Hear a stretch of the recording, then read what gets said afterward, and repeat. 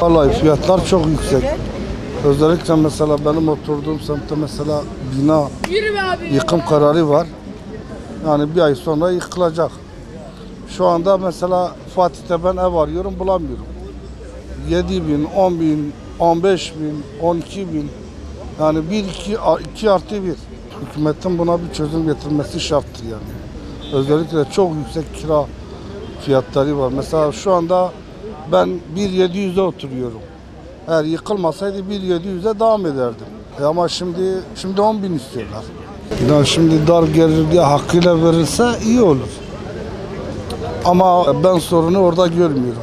Özellikle mülteci sorunu eğer hal olursa Türkiye'deki bütün kiralarda büyük oranda düşüş olur. Buradaki beklentim yani düşük bir taksitle olursa çok güzel olur.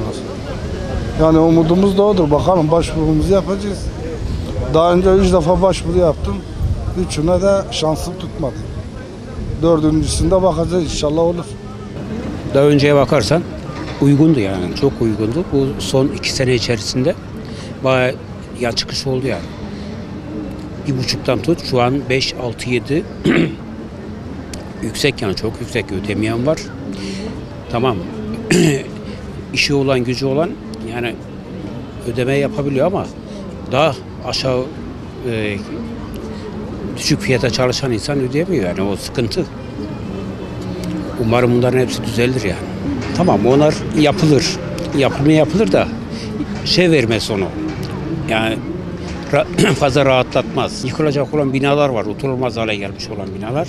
Yani komplesine vermez. Yani biraz rahatlama belki olabilir de. Yani ne zamana kadar yapılacak? Doğru mu? Hemen bir sene içerisinde mi yapılacak? 2 sene içerisinde mi?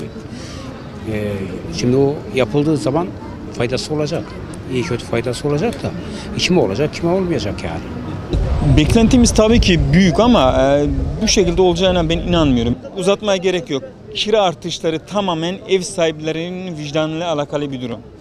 Vicdan meselesi. Her dakika betonun içine, evin içine bir şey koyulmuyor. 20 sene önce yapmışsın, yapmış bitmiş ya kardeşim, ne zam mı ya, ne 5.000 lira. Adam hiç 5.500 alıp 5.000 lira nasıl kira versin ya kardeşim? Bu bir şey yemesin mi, içmesin mi, elektrik su kullanmasın mı? Ya kira artışlarının devletle, hükümetle, Erdoğan'la alakalı bir durum değil, bu kadar. Kesinlikle ev sahipleri vicdansız. Vallahi çalışanlara bir tane var. Senin gibi bir oğlum var. 3 milyar ev kirası veriyoruz. Elektrik parası, su parası, divar gaz parası. Açta göberiyoruz. Yani zorla idare ediyoruz. Buradan ev çıkarsan 5 milyar istiyor ev kirası. Ama artık dayanamıyor. Ne yapayım? Nereye gidiyoruz? Biz artık yalancı cennette yaşıyoruz. Zaten meydanda millet kalkışıyor. Yaşama bu mu? Ya kardeşim, keşke asgari ücreti vermeseydi, bu olmasaydı. Mesela desem de sadece bizi yöneten, sadece hata onlardan da değil. Hata millette de var, halkta da var. Mesela patates olsun da, domates olsun da, soğan olsun da, Cumhurbaşkanı geliyor da diyor ki bunu yapın. Uygulan yok. Araştıran yok, soruşturan yok. Hani mamurlar nerede? Ben burada bir tane tespih satsam da 10 tane zabıta başımda bekliyor. Sanki ben burada zehir satıyorum ya.